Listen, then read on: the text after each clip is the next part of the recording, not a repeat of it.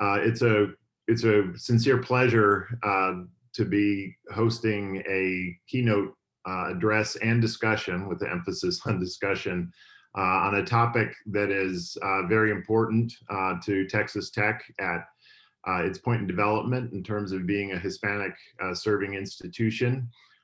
We're very fortunate to have two scholars who have worked and are actively working on, research and assessment of Hispanic serving institutions, not only, our own, but across the country.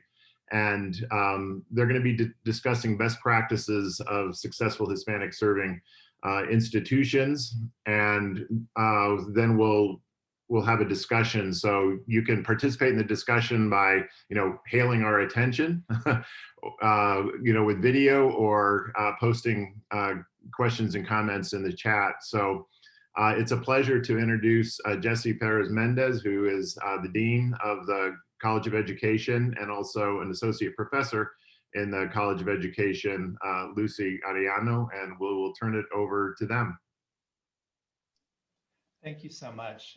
Before we start out today, I first want to provide a land acknowledgement for those of us in Lubbock, Texas. We stand on the land of the Comanche, and I think as we're talking about minority serving institutions, we should be mindful of all students and folks from all walks of life.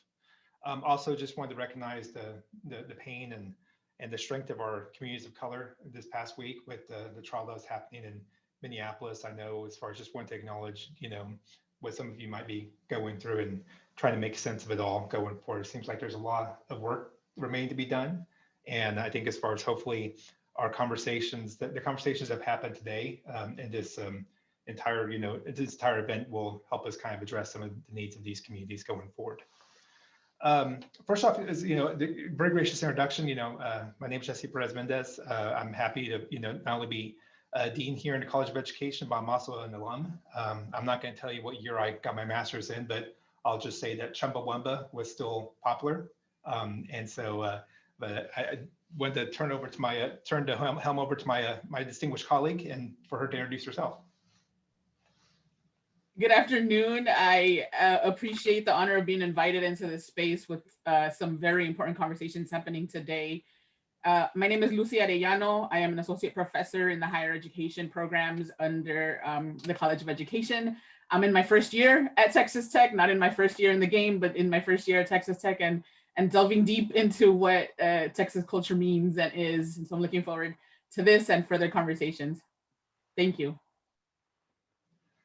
I'm excited to have Lucy as a colleague of mine. I mean, we were lucky enough, and what she's not sharing with you, we were lucky enough to lure her away from Oregon State. And I think everyone in this phone call can agree that red is a much better color than orange. Orange is at best an accent color. So excited to have her here in our college. First off, for today, I wanted to just kind of give you an outline of what we'll be discussing.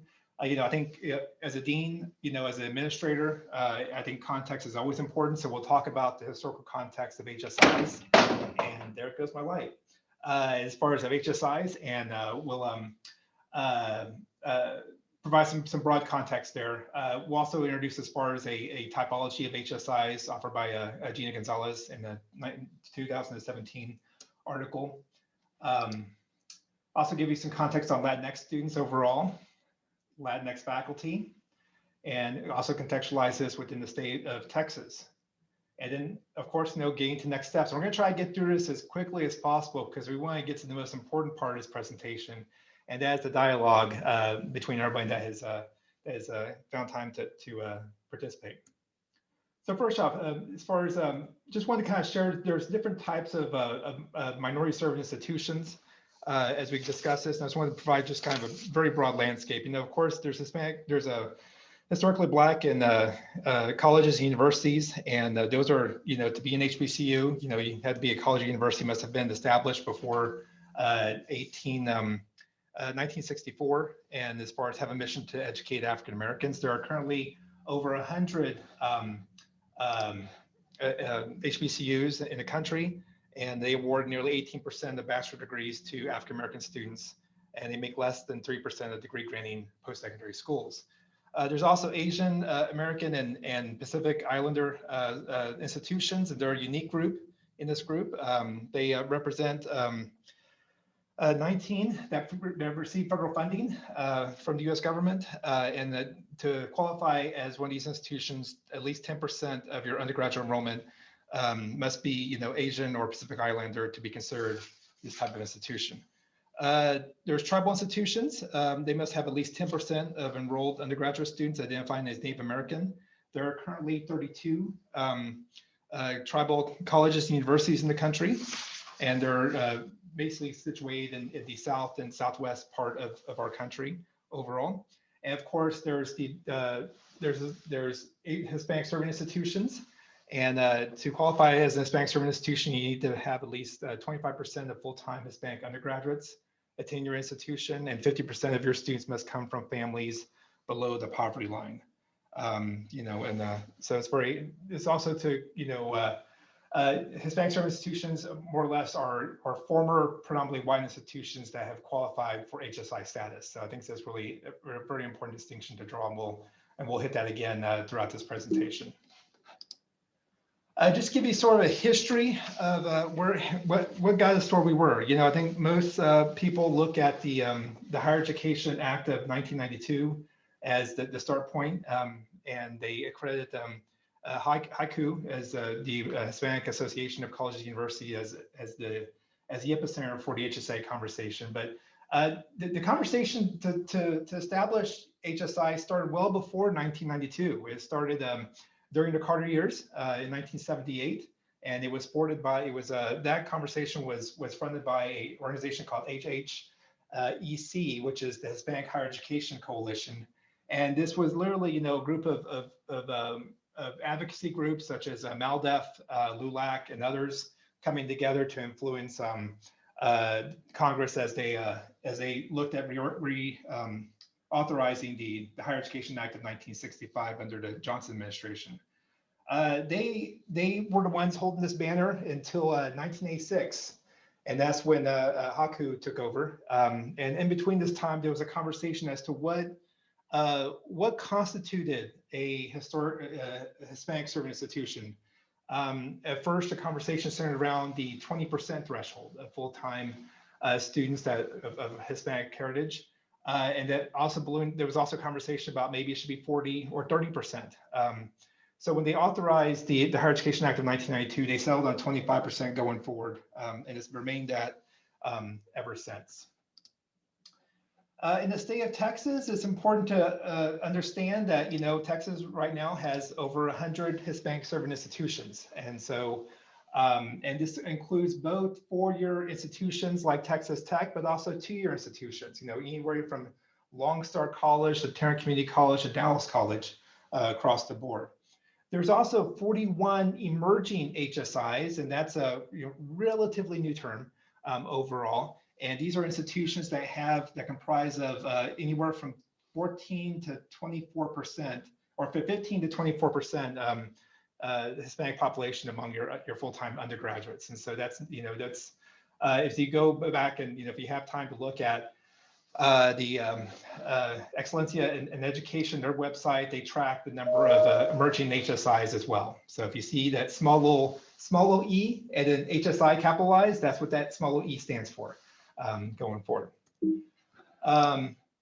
And of course, in the state of Texas, you know, we're any day now, you know, as far as the Latinx population in the state is going to be the majority plurality of the state. And so it should come to no surprise that these HSIs enroll 41% of Latinx undergraduates.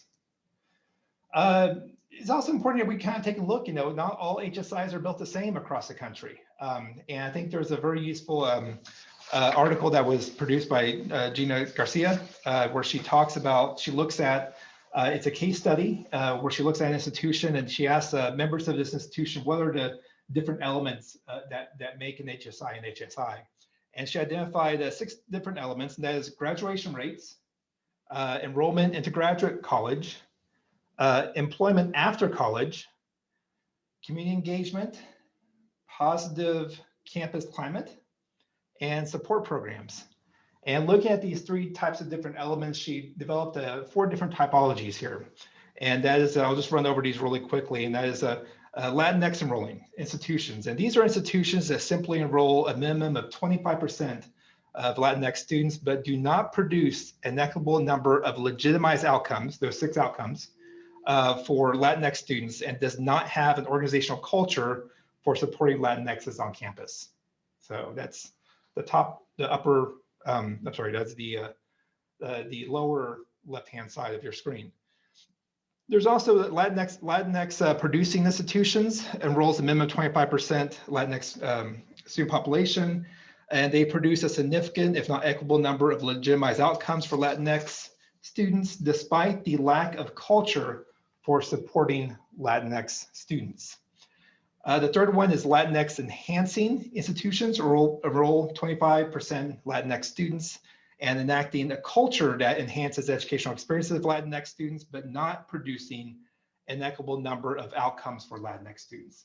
And of course, the Latinx serving institutions represents the ideal, the nirvana, the utopia of where we need to be, and that enrolls a minimum of 25% Latinx students, produces an equitable number of legitimized outcomes, and are welcoming and enhancing to Latinx students. It is important to understand one thing that I do want to clarify: when we talk about HSIs, we're not just talking about Hispanic students overall. And I think sometimes we can dive a little more deeper into that, but I do want to kind of, insert that idea in your head that it's about serving the students on campus overall. And that can be applied to each and every student population here at Texas Tech and their university. So we revisit that overall, because it should be seen as something that's rather inclusive. However, as far as when we look at the Latinx student experience, we know as far as the degree completion of individuals that identify as Latinx is much lower compared to the white population and all other races. And this chart shows from 1974, which may or may not be the year I was born, to as far as 2016 going forward. And so once again, I mentioned Chumbawamba. So Chumbawamba, Pearl Jam, remember all that. Going forward. So we do see there's some equity issues in our society going forward. Also, we talk about the K16, K20 pipeline. And so this actually breaks it down. So it's a wonderful slide that breaks it down by different demographics. And if we kind of look at the K20 pipeline here, we notice that the Latinx population doesn't fare as well when compared to other institutions. 0.3% acquire a doctorate throughout this pipeline, followed by, as far as Native Americans, 0.5, 0.6, African Americans, 0.6, 0.7, and whites, 0.5, and then Asians, which are the ones that have the highest degree completion. When we break this down for doctorates, when we break this down by Hispanic demographics, it's a little more stark, and there is a little bit of a pecking order when it comes to the pipeline issue, with Cubans probably faring the best out of all the Latinx ethnicities, and the Chicanos and Chicanas as far as on the other half of that spectrum going forward. So there is a little bit of a pipeline issue that we're facing in academia, and we need to be very, very mindful of that. Not only as far as with comparing it to other, as far as ethnicities and races and gender, ethnicity and race, but also within the category of just Latinx populations overall. Lastly, as far as there hasn't been much progress in terms of the percentage of full-time faculty and degree granting post-secondary institutions. 1981 was a long time ago. I think Van Halen had their third album out. So we hadn't had much as far as attraction since then going forward, as far as going from 1.4 to 5.5. Asian populations had a little more success in this area. I'm sorry, I mentioned that was the numbers for Black non-Hispanic, 4.1 to 5.5, Hispanics 1.5 to 4.2, which is a very small increase, over the time period, over 30 some odd years going forward. And of course, stagnant numbers for Alaskan and American Indian. This is an interesting slide. This takes all of the full-time percentage of Hispanic faculty at degree granting post-secondary institutions by rank and gender. And what this is, what captured my attention and Lucy's attention is when we look at full professors and look across gender lines, what do you see? And so, it seems that, the males are relatively, once again, this is just the Latinx population overall, but it seems to be there very little traction of having additional Latinas in the education pipeline achieving full professor status, which is a huge issue. And these are the kind of conversations we should be involved in as an Hispanic serving institution.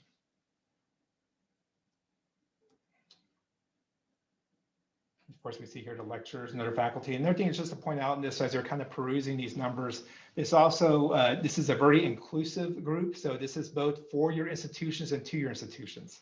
So I'm willing to bet, anybody 5 conchas that, if we aggregate this by four-year institutions, the numbers would be much lower for, across the board.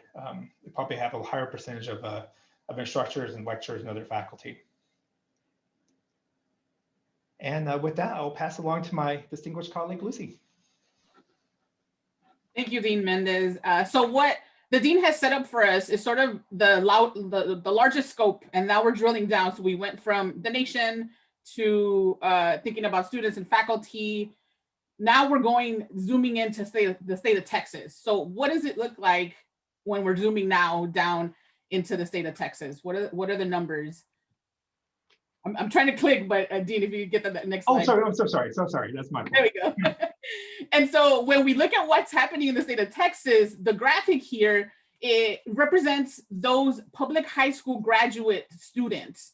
What the numbers and the graphics very illustratively show is that the populations of color are increasing. So the white population in the state of Texas and the projections therein demonstrate that the Latinx population is projected to be the fastest, the most prevalent, and Asian American community is the fastest growing. So the story that we want to illustrate here and project and share with you is that the state of Texas is gonna be in the near future what California already is, right? A minority state.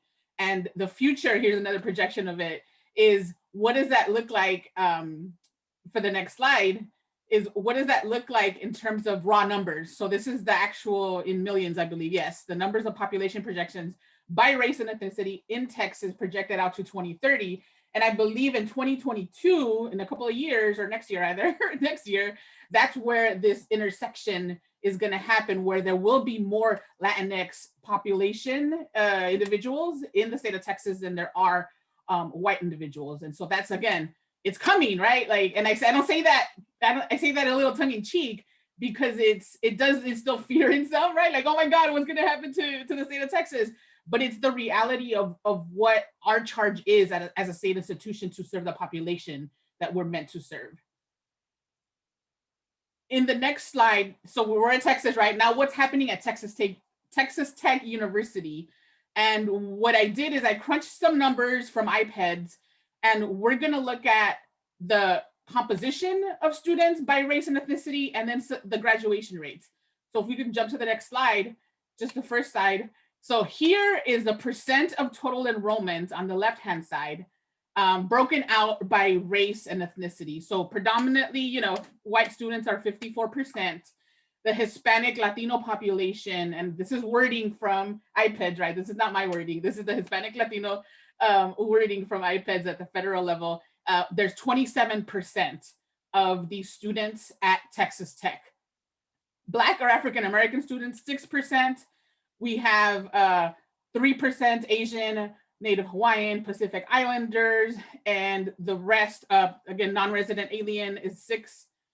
The rest are 3% are multiracial, identify as multiracial, and then less than 1% of American Indian or Alaskan Native. Now, I wanted to share with you these numbers side by side, because there's an interplay here between the percent of total enrollment by race and ethnicity and the graduation rates by race and ethnicity. So the colors sort of coordinate the zero, right? The zero, and I say zero because it's less than 1 population of the Native American, Alaska Native is the first column there with 50%. I think the overall completion rate for Texas Tech as a whole, I think it's 61%.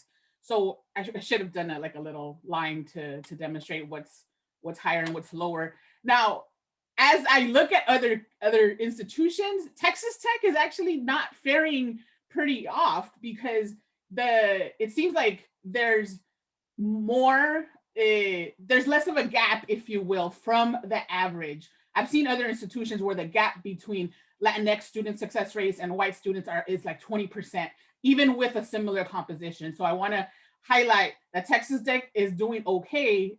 A lot more to go, because there is still a 54% to 65% achievement gap that should be addressed. And this is part of a conversation that we're having today. But it's important for us to put this into context of what is the structural diversity, if you will, on campus. So that's the student side at Texas Tech. Now we're going to jump to the faculty side. What is the diversity of the faculty? So again, predominantly white, 68%. Latinx faculty are only 8% compared to the 27% of students. Black African-American is at 2% compared to the 3%. Asian faculty members are at 12%. And I think there's less than one out of all of the Native American, Alaska Native, race ethnicity unknown folks, and less in the multiracial folks. So there's definitely a difference in the overall composition of the student Latinx population and the Latina faculty population. Just wanted to bring that in. Another point of comparison is looking at our peer institutions, if you will. So looking at Research One Texas universities by themselves, where does Texas Tech University fall? So our colleagues in El Paso, who are literally on the border, they have 81% Latinx students, and they employ about 36% faculty. So still a wide gap, right? But at least it's a little higher given the population. And again, just consider that stark difference. 81% of your students are Latinx, yet only 35% of your faculty, and dare I even say that probably carries over to staff, are Latinx. So what does that mean in that space? So coming down the line, Texas Tech, as we just shared, 27% Latinx students, only about 8% faculty, and so on down the road. The other, 2 HSIs in the state of Texas that are also R1, below Texas Tech, I mean, because clearly this is 1, 2, 3, 4. There are 4 HSIs in the state of Texas. UT Arlington at 26% has about 5.6% faculty representation. North Texas, North Texas would be classified as an emerging HSI, and that's between the 15% to 24% Latinx student enrollment, and so on down the road. When we look at again, taking it a wider perspective to the Big 12 peer campuses, Texas Tech is by and large the largest Latinx enrolling for students institution. UT Austin is at 22%, yet UT Austin does have a little higher representation amongst their faculty. Baylor and everyone else down the road, other Texas universities. This is one point I'll give kudos to Texas. In the Big 12 conference, Texas is still the largest Latinx enrolling for students and does hold more Latinx faculty. We still have a long way to go, but it does have more, if you will, more inclusion of the Latinx community. And now way on down the road of the Big 12, West Virginia University with only 4% students and less than 2% of their faculty being Latinx. Now, one more point, and this slide has multiple steps here. So another way of thinking about this conversation in respect to Latinx faculty.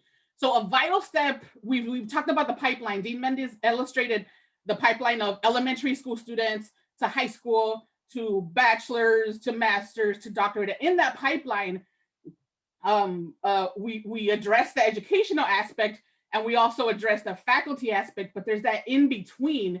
What happens to doctoral graduates and that gap, that unknown black box, right? Of how do we get from doctoral candidates and doctoral graduates to Latinx faculty? So this is the missing link a vital step that's unaddressed usually in literature. It's very hard to find stuff that addresses that connection, is that what we're describing, the doctoral completion and achieving faculty rank. So in considering this step, I ran some numbers, and go ahead, do the next one. In 2015, the 3,423 Latinx doctoral students earned their degree. And this is coming from the NSF survey of earned doctorates. So this is every single doctoral candidate that received a degree has to fill out the survey. So this is pretty comprehensive, if you will. And if we look back to the 3 years prior, this is when I ran the data. I think it was 2018 when I ran these numbers. And so in the prior years back, the average was about 3,000 doctoral graduates per year. So if we do the next step, if we sum up, I did actually sat there and did this math. If we sum up all the Latinx doctorate earners for that 10-year span of 2005 to 2015, that total number would be 31,010. So I'm highlighting this because this is 31,010 doctorate degree earners who have the potential to become Latinx faculty. Here's where the rubber meets the road. So if each and every single doctoral candidate were to be hired into a faculty position, it would take us 46 years to achieve the 17.6% using this snapshot in 2015. Let me rephrase that. So the Latinx population demographically in the nation currently stands, or in those numbers at that time, stands at 17.6%. So in order to find that parity of Latinx faculty representing the representation in the population, it would take us 46 years to achieve that goal. Now, at that point, just to give it another preview of coming attractions, so 46 years from now, the Latinx community is projected then to be 30 to 40%. So it's another moving target. All that to say, the higher education system is in dire need of having more Latinx faculty in the ranks. So moving forward, where do we go from here?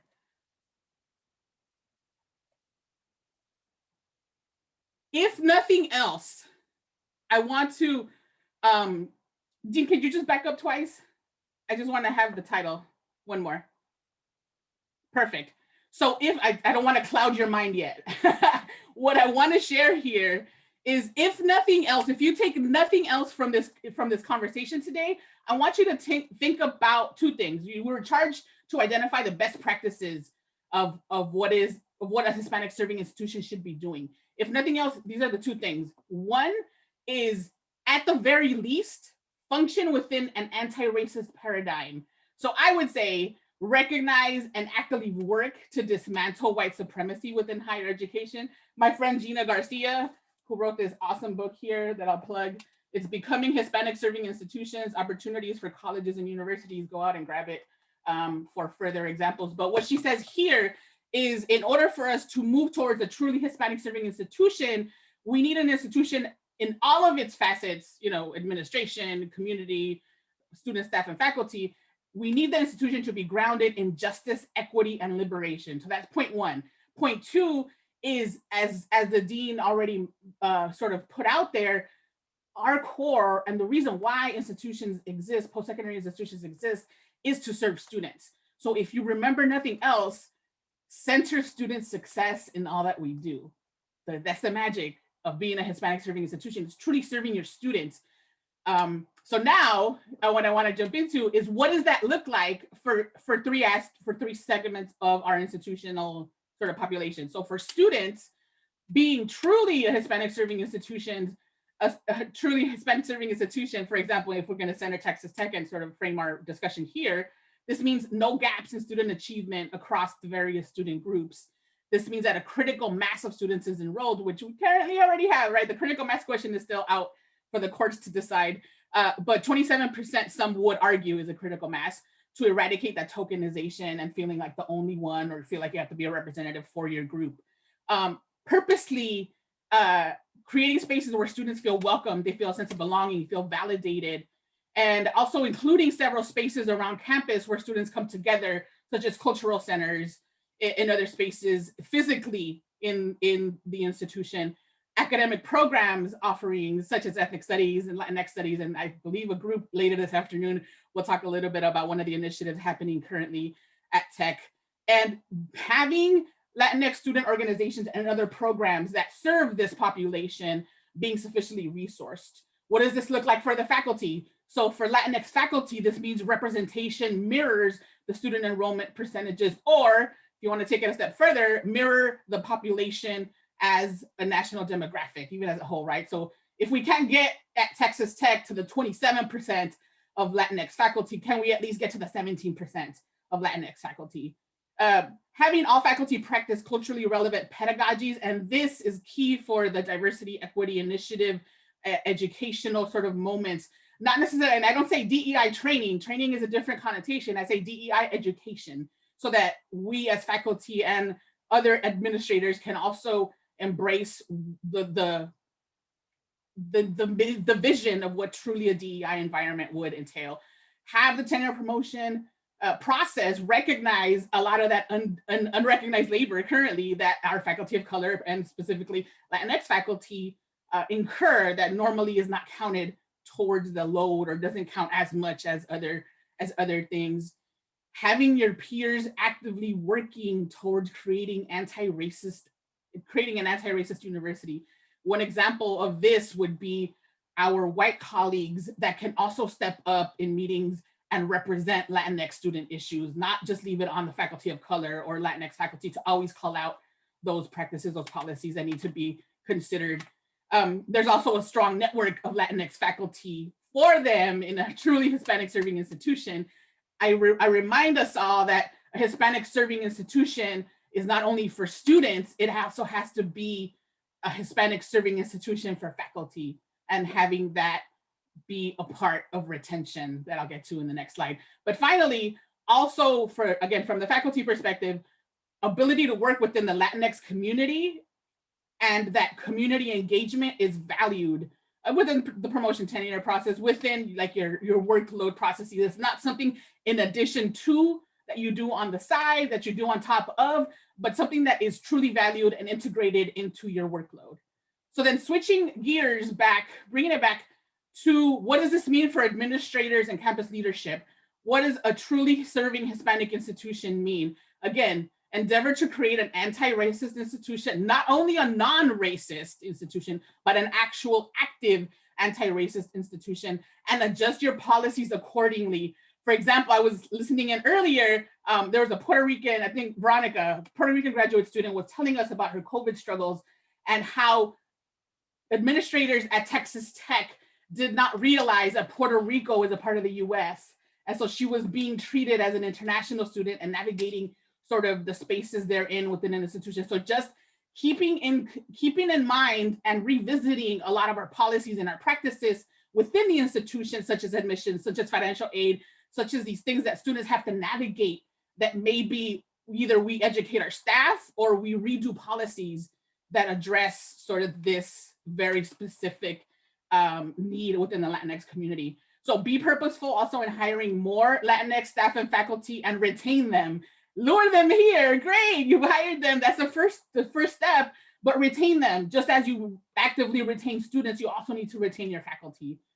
Provide opportunities to develop leadership potential and have individuals move up in the ranks, if you will. There are very few Latinx administrators that I can point to besides my dean in leadership at Texas Tech. And so I'm still looking for them. Where are they? Assess, survey, consider, focus group, whatever you need to do, but assess the campus climate and be prepared to address the issues that come up that more likely would point to a hostile environment for staff, for faculty, for students. Don't just run climate studies and put them up on the shelf, but actually do something with the results. Recognize your own privileged identities and be an advocate for oppressed populations. And this is for everyone. You know, even us as faculty of color, we still own very much privileged social identities. And so using that and educating ourselves enough to be able to navigate and advocate for those populations that are not present at the table or are not even at the table, or may not be able to speak when they're even at the table and their voices not be heard. incorporate theories from higher education scholarship to inform your practices. Like, it's not anything new, right? So it's new in that we're trying to get our institution to think about and step into the shoes of a Hispanic serving institution, but we don't have to create this role from scratch. We already have scholarship that tells us what are the best practices, what are things that we need to consider. So just tapping into the knowledge that's already been created and not having to do the labor of recreating the wheel that's already in existence. So understand the context of the Latinx population you are serving. I'm still trying to learn the geography of how Lubbock is West Texas. I see it as a North Texas thing, but clearly what does West Texas mean? And for me, what does that mean for the population that it inhabits therein? And even though the Latinx community, Hispanic, Latino community, all the sort of labels that we are given, even though we do fall under a united umbrella label, if you will, our experiences are very much heterogeneous. As the dean posted in the pipeline, our experiences as Cubans, as Central Americans, as Mexicans, as Puerto Ricans, we do have very specific histories to our sort of waves of immigration, if you will. And some of us have been in Texas even before it was Texas, right? So recognizing the different experiences within each of the subsets of the Latinx community. And then finally, learn how concepts of immigration, family, language, and I could keep going, you know, like music, religion, like how all these different concepts of what it means to be a member of a Latinx community, understanding how they affect the community that you serve as campus leadership, as campus administrators. Now, all that said, I want to do a poll. We have how many? 34 participants in this chat today. And the dean previously presented 4 typologies. He said there's one that's a Latinx enrolling kind of paradigm. There's one that's a Latinx enhancing, another one that's a Latinx producing, and then finally, the Latinx serving that has both high organizational culture that reflects Latinx, individuals and organizational outcomes for Latinx.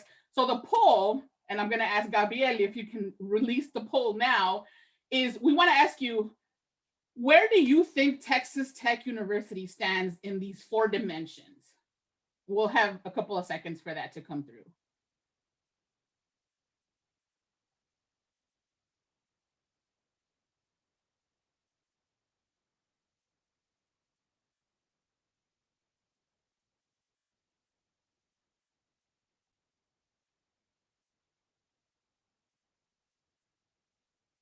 We're at about 65% reporting. It's too early to call.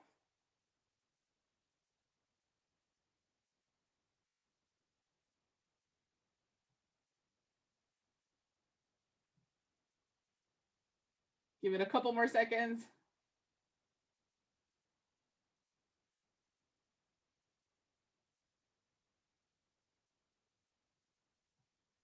Okay, we're going to go ahead and call it. We're at about a minute. I think I'm good with the 1 minute. We have 68% reporting. And what does that look like?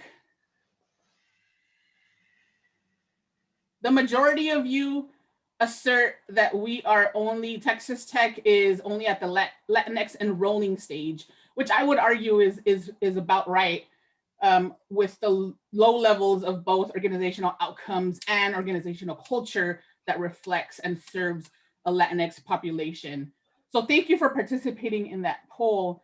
The last question that we want to share, but pose out there to our audience and have a discussion. I think we're going to have a good 30, 40 minutes from now, is what recommendations do you have? We presented a few best practices, but what recommendations do you have specific to Texas Tech? Again, I'm still learning in my first year and not even physically because I'm still from afar.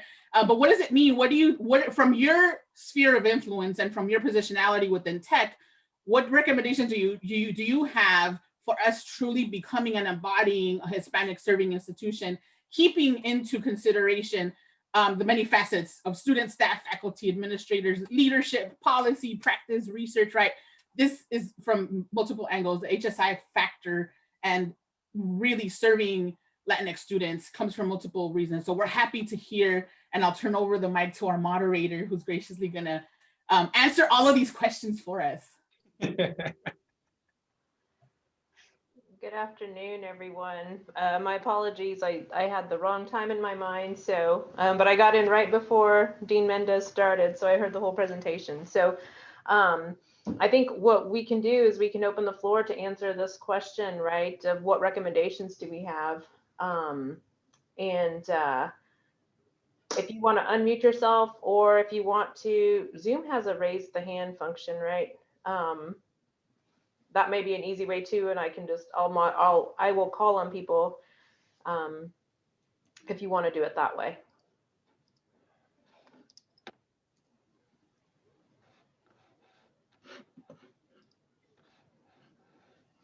You know, actually, before we even get that, maybe it's worth kind of revisiting as a group. You know, I'd be curious to know from all of you, why did you share what you shared in terms of where Texas Tech is? You know, I think that'd be helpful for me to understand, and I think it would really be a good foundation for some other questions going across the board.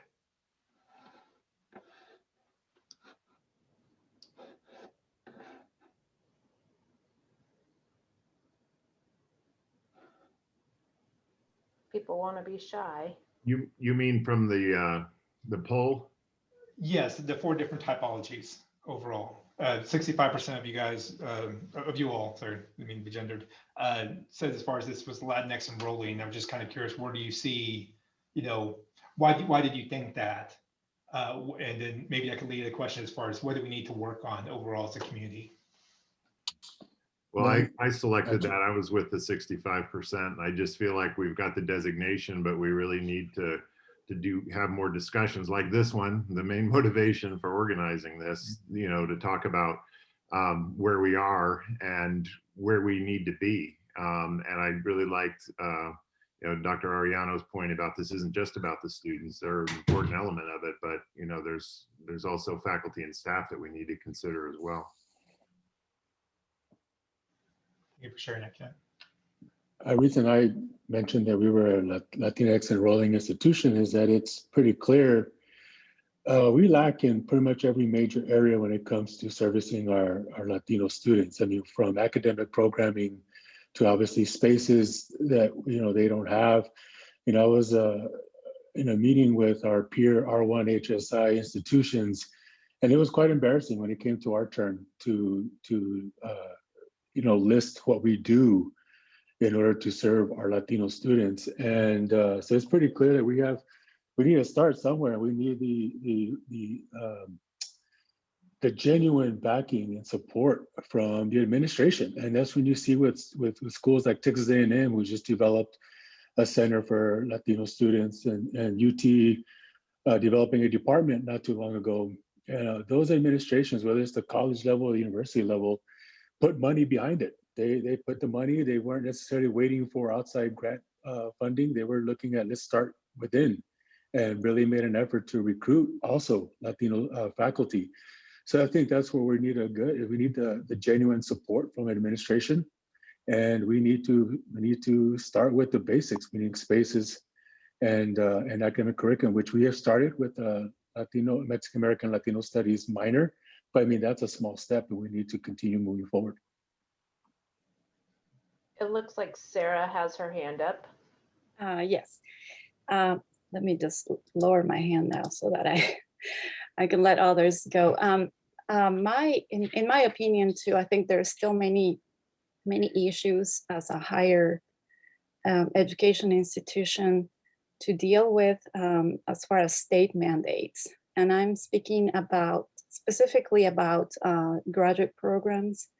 Our graduate program in Spanish, for example, where the majority of our graduate students come from Latin America and elsewhere abroad, feel they have no support because there are state mandates as far as health insurance, tuition, remission that is inexistent here. So I think it's very hard for us faculty to offer other other types of support besides the emotional and academic support that we can, because the main factor is that they don't feel that Texas Tech has financial support for students.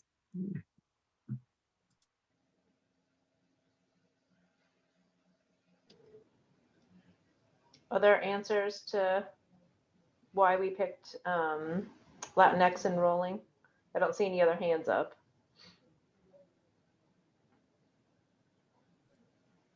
I'd like to also do the flip side of what Dean Mendez is asking. So for the number, I think it was two folks that took the poll, identified it as actually Latinx serving.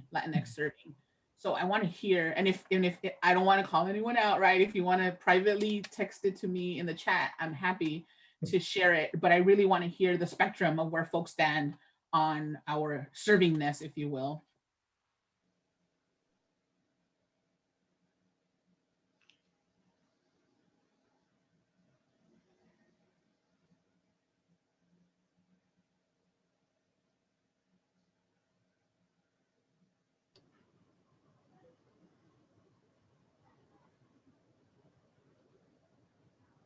Okay, any final thoughts on this particular question? I've just I just wanted to mention. I've been coming across calls and grants for my line of research, specifically for Hispanic serving institutions, and probably you have. But those comes because I just go and you know, I'm connected to those communities. So you know, if it's USDA or NASA or something, the calls for proposals come that way. But I don't see any promotion from the university into, you know, let's try to get faculty together and try to apply to these grants and try to get funds so we can get, you know, the organization together to start being more, you know, a service to the community. So I think there's a big opportunity there, but there has to be some organization, some help coming from the administration to do that for sure. So one comment I would offer on that is a few years ago, right? I guess it was the year that we anticipated that we were going to be designated a Hispanic serving institution by the end of the academic year or the following year. We had a Hispanic serving institution committee that was very large, and there's several of the people who served on that committee in this session this afternoon. But one thing that came out of that, because I served on the subcommittee for grants, is that we did put together a list of all the funding agencies and like their standing programs for Hispanic serving institutions. And my understanding is that it is still live on the Office of the Vice President for Research and Innovation, where they put funding opportunities. Also, I've been told, but I haven't paid quite close attention, I can't verify, but the email that comes out from the Office of the Vice President for Research and Innovation, I think it comes weekly, that has funding opportunities, is supposed to have a section somewhere that's related specifically to HSIs. So, but it's, you know, from your comment, it's clear that, and I can't, you know, I haven't looked either or seen it very prominently advertised, and I apply for a lot of grants that. No, I think you're right. No, you're right. I've seen those coming too. Yeah. So I guess my mistake on that too. But I guess I'm also mentioning it's just the ability to get together and apply, you know, get several faculty and apply for the grant, like make us work towards that, not just send the notifications, but let's put a you know, faculty together and apply for that, or give some incentives to do that or whatever. That's a great idea. I will pass that along to Kay Tyndall's group, because they're the ones who coordinate a lot of proposals, and I think that's a great idea. And we had a lot of momentum. The people who are on this call can tell you that year we worked hard, and then we became designated an HSI, and then there was crickets. So so there's some frustration, I think, because we were all ready to do a whole lot of work and it didn't happen. So Well, maybe it's a matter of being vocal about a similar committee reconstituting, Jaclyn, because I think there was an effort to try to broaden it, make it more inclusive, and then I'm not going to say it watered it down, but we kind of lost momentum, and the committee hasn't met for a while. And I think Carlos's point is really good about incentivizing, right? I mean, we're all under, at least people in the tenure track, are tenured or under this pressure to apply for grants and to show, grant activity. Well, that's important, but don't make it just like a punitive thing if you don't get them, but have incentives for, getting them, and maybe for cross-disciplinary collaboration as well. Like you get, special recognition or a little more funding if you're thinking across some of those disciplinary lines, because I think a lot of the grants we're talking about do require, multiple components. We certainly get contacted a lot in communication about the communication aspect of it, right? Like who's going to help us, with sort of the public dissemination of this and sort of the translation to the public about it. And it's a communication issue, but I think a lot of those could bring scholars from different fields together, particularly if there was a more of a motivation to do that kind of work. I think these are all excellent ideas. I think one thing we might want to do as a university is maybe take stock of all of these HSI grants we put forward and see what the percentage of Latinx faculty are PIs in these grants. And I think that's going to paint a very serious picture for us to think about, at least from a dean perspective, that we could be doing a better job of increasing the number of Latinx faculty, number of Latinas, at Texas Tech University. So, I mean, I think these are all great to, I think Carlos is right. It's disjointed. There's sometimes messages and initiatives, that have been started by the VPR's office, and it doesn't bleed through all of the layers of the university, and it doesn't reaches down to faculty. So I think it's a little bit of messaging, and it seems like you have some pre-existing assets to draw upon, but I think it's important to take, stock of where we are now, with grant production, because we do move to the front of the line as being an HSI in a lot of these grants. And so we do need to leverage that strength against the burnt orange Death Star and the maroon Death Star, down the 935. There is a question in the chat, and perhaps people can speak to this. So what is the DEI office doing to help Latinx faculty, students, and staff thrive?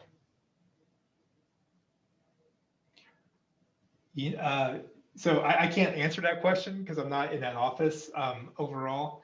I think it might be some other people. I do know that, they have a number of different initiatives that do touch upon, as far as the Latinx populations. And so I'm not in position to answer, for Dr. Sumner.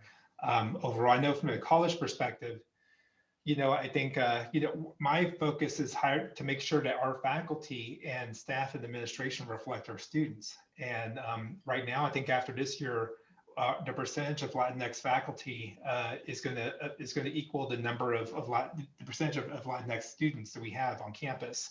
And that took, it took me about 2 years to kind of come up with that overall. And so also it's not just the faculty, it's the staff. We had 3 new vacancies with our department chairs, and so we, I was fortunate enough to appoint through faculty shared governance. I didn't ham fist it. Through faculty shared governance, we hired one of Latinx descent, one of Asian American descent, and one of African American descent, and that reflects the diversity of our college. And we also reflect the sexual orientation overall as well. And so I think that we were very purposeful about that. And we wrote a strategic plan. And I think we're the only college that has this in our strategic plan, that our goal as a college of education is to be the best college of education within the HSI. And that's pretty high esteemed overall. There's a number of AAU institutions that are HSI, they tend to be the UCs overall, but that's what we're gunning for overall. We're embracing it.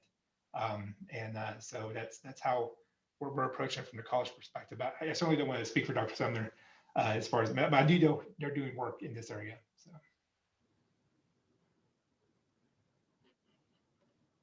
No, that's good. And I think you answered, there was a question related to what successful strategies to recruiting and developing. Yeah. I'm happy to share more on that. So, I think to me, what I spend my time on thinking about when we have a vacancy is who's on these search committees, who chairs it. I am very hands off with searches, and so the only thing I am hands on is who's gonna chair it, and I want to make sure they understand the cultural situation. They understand they're on the same page as our strategic plan, and then we pick people that can serve on that have expertise in this area. I think that to also make sure that they know that Lubbock is a great town to live in. To pick outside, to pick up out of state talent like Lucy. I think it's important to show that we have a vibrant Latinx population. Lubbock's a great town to live in. I mean, there are some town and gown issues we have as the Lubbock community. We're named after a Texas governor that has Confederate sympathies. That's historically that's true. But we do have it's a great place to live, a great place to raise a family. It's highly diverse. We have it seems like 50 Rosa cafes. I mean, there's a lot of things to celebrate about Lubbock overall, just culturally. And so I think that's one thing we really do put a lot of stock in is really emphasize the great things that town and gown relationships have to offer overall. But as Lucy shared earlier, it's not just about bringing them on campus. It's about keeping them. And the two reasons why faculty leave their jobs despite their ethnic background is, well, of course, sometimes it's money. And then two, it's a miserable work environment. They don't feel welcomed. There's not a sense of belonging, to quote Terrell Strayhorn, so I think that's where, Garcia's work talking about that positive cultural, environment, that she's talking about students, but that could easily apply to faculty and staff and administrators as well. Thank you. So it looks like there's a question in the chat that gets to the question that was posed on the last slide. So what can we do in the classroom, office hours, mentoring to help Latinx students thrive? I am an international faculty, but not Latinx or Hispanic, so I can relate to certain things, but not others. So this would be a good time for people to share what they think or what they've been doing, or what they know should probably work.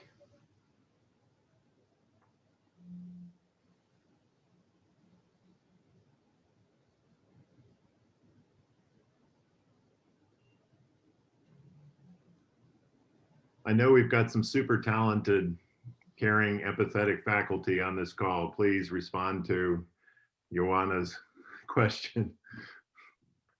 Yeah, and I mean, we do a lot of things. I'm the one that posed the question, right? So I can relate to a lot of things, but there are also questions that I get that I may not know where to send them, or just resources, maybe, if nothing else.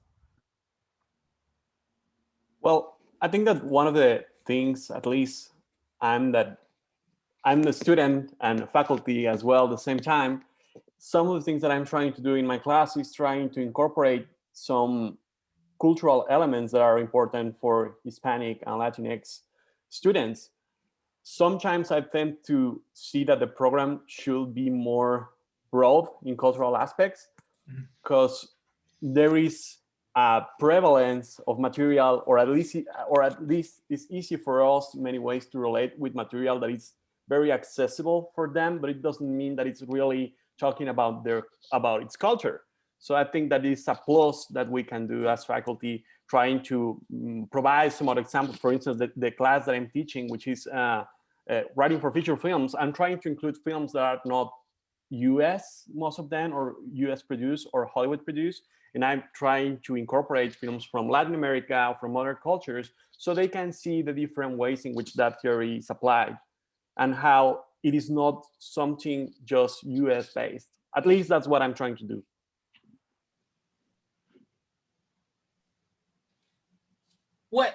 I'll bring a perspective from what a lot of the literature says, right, that students experience. When students are asked and they're surveyed, where do you feel the most microaggressions, the most racism, and by and large, they say in the classroom. So I think it's a larger question of what are we as an institution and as institutions across higher education, what are we doing to train, I don't like the word train, but to educate, to invite our faculty to shift, if you will, their thinking about how to serve minority students, right? Minoritized students. There's a difference there, and the use of language, right, is huge in that. So at the very least, right, if we take it at like step one, take the time to learn your students' names, right? If we can all learn how to say Schwarzenegger and other difficult names, take 2 seconds and give honor to that student to pronounce their name the way that they wanted to, right? Like very little steps of just being human and being humane in your basic classroom practices. Don't just teach the way you were taught, right? Think about it a little bit more critically as faculty, and not customizing it to your students individually would be phenomenal. But I recognize that that's also labor that we as faculty members take on ourselves, and there is no external accountability that we're held to, if you will. We're not trained to be teachers, right? We just earned a doctorate and we get thrown into a classroom without sort of any additional education, if you will, to be expected of us. And so how do we then transition from, yes, I'm an expert in this field and this topic, to now being a culturally sensitive, a great classroom teacher, if you will. And by the time we get there, it's going to take a few times. It's going to take a few iterations for us to be comfortable in our own skin and in our own classes as that positionality leader, faculty member in the classroom. But how can we as an institution facilitate that process so that our students aren't the ones who are being negatively affected while we go through our own individual growth and stepping into a faculty perspective? I'll be quiet. I see hands and I see chat. Yeah, it looks like Miguel has his hand up. Yes, thank you. I'm sorry I don't have my camera on. I'm a little under the weather, non-COVID related, but I don't want to, I'm not looking at my best right now. But I do want to add a couple of things. First, in regards to what we can do with students. I mean, one of the things that I've exercised, and ever since I was an undergrad, that I try to think about what was it about certain professors that I really leaned on or looked to. What did they do? And one of the things that kind of resonates and comes back to me, and I try to exercise to this very day, is to be available. And I know it sounds very broad and very vague, but what I mean is that, for example, I had a student that's taking a class with one of my colleagues, and for whatever reason, she came to me and asked me about help on how to develop her research paper. And I could have easily said, go talk to Dr. So-and-so. That's your professor, not me.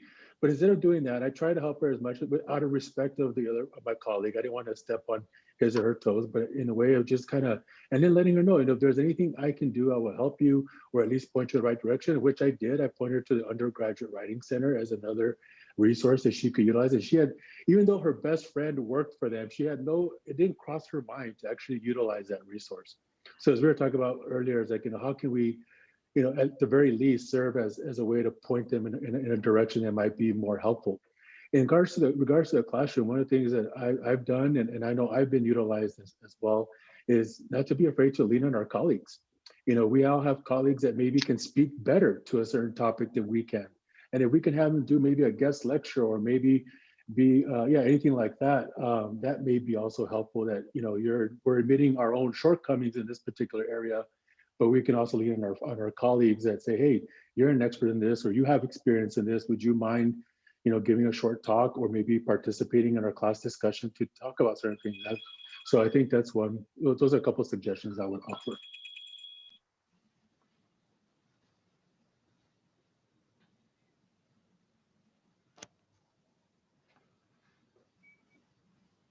Yeah, I think it kind of depends on the nature of the course and the focus. But one of the things I try to do when I'm teaching a course like Hispanic media or ethnicity, race, gender in media is to bring some of representatives of organizations that are on campus into the classroom so that the students can see that, there are people on campus who are thinking about these things. There are organizations that they can get involved with. This is how it ties in with, the theory or sort of practice outside of the university that students are often much more oriented to. And often they'll be surprised, that we have a LGBTQIA, center on campus, or that there's, the office that works with Dreamers. And and that sort of thing. So even looking within the institution and trying to bring that to light, I think also supports this, idea that, Miguel and others have said that, we need to sort of showcase what we have and point students to those resources that are already in place.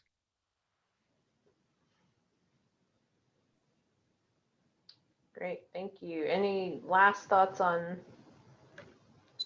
things faculty can do in their classes?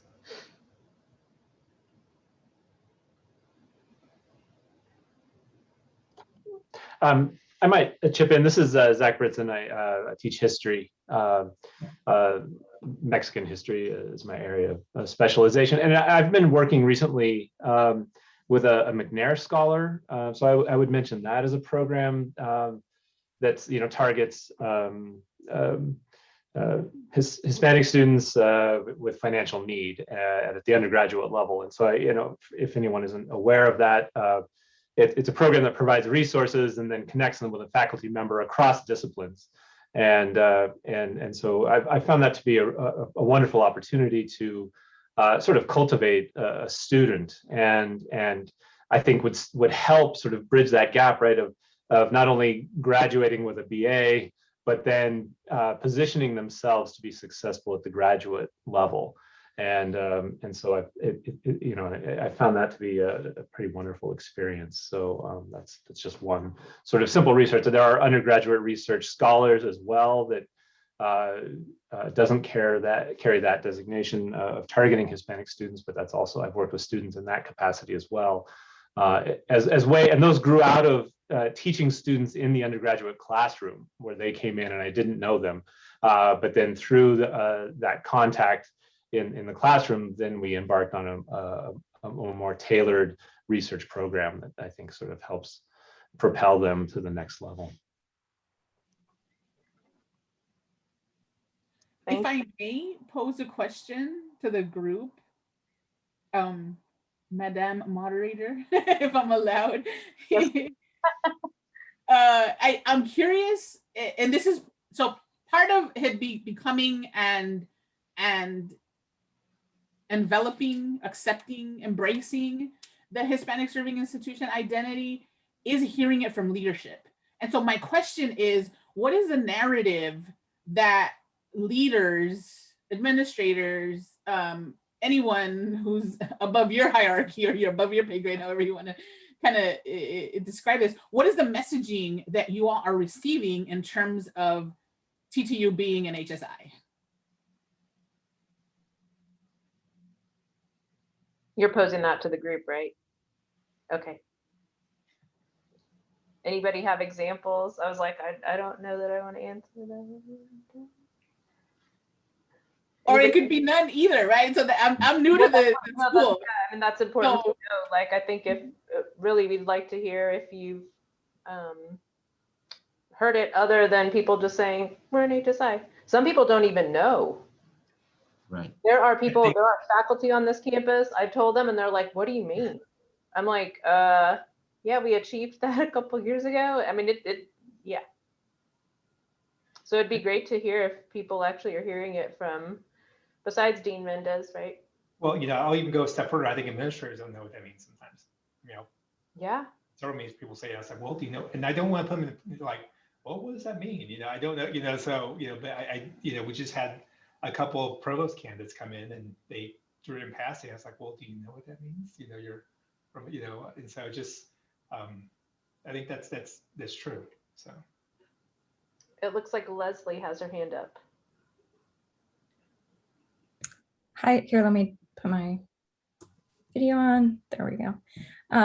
So I am a fairly new faculty member. I came just a couple of years ago, so I have limited experience, and obviously COVID has been something of a barrier, obviously, to familiarizing myself with all the resources that the institution has. But I want to, I guess, affirm the fact, or affirm is too cheery of a word perhaps, but that there hasn't been much communication from the administration about resources or intent or anything like that, which I think speaks so much to the importance of a center and the utility of having just a space, if only, in terms of giving name to this kind of nebulous idea of an HSI. But one thing that I have heard, and I don't know if this stands in others' fields as well, but that I've heard within my own department on multiple occasions, is effectively that the work of teaching to Latinx or Latin American or Hispanic world issues is specifically for students who are Hispanic, right? So it's like a one-to-one correlation that only Hispanic students will take interest in this, that it's a real niche sort of topic, and that it's specifically, and so my response is always, well, is Italian art only for Italian students, right? And I mean, I'm sure that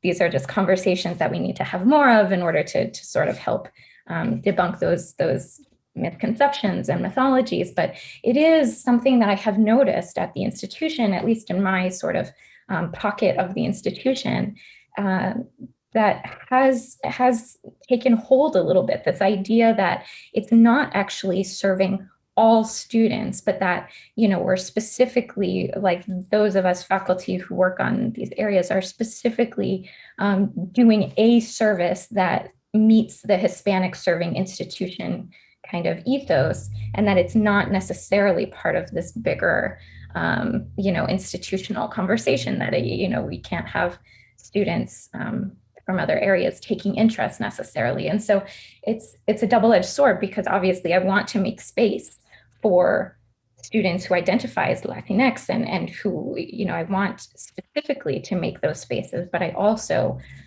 think it's really important to understand the relevance of this material and what we all do in the bigger context. So I just wanted to put that out there. Thank you for sharing that. I was wondering, Jaclyn, about that. I mean, if you serve in the committee, I mean, you guys that serve in the committee, what was the concept at the beginning regarding HSI at the university level? Was it more as a Latinx serving only, or as an overall awareness of Latinx culture? Yeah, it was the latter. So it was really, so we spent a lot of time talking about what messaging needed to happen, because we spent some time talking to our sister institution, so Angelo State, who is a Hispanic serving institution and has been for, well, I think at that point it was maybe like 8 years or so. And they said they got a lot of pushback from faculty and from students that were saying that it was only going to cater to a certain population, and especially like grants, and that we needed to be careful and mindful of our messaging so that we could show that it's for everybody. So if you got a big grant, you weren't going to create a computer lab that only Hispanic students could go and use. It was for everybody. Like, it was just, we could bring more resources to the campus. And so we spent a lot of time talking about messaging. We had a grant subcommittee that was really focused on, let's try to figure out all the grants so that we could get teams together to go apply for these. Kent was leading the communication one. So we were talking about how we were going to communicate. I mean, it was, we spent a lot of time meeting monthly and having meetings in between monthly meetings of the subcommittees, and we poured a lot of energy and work into preparation for that designation. Okay.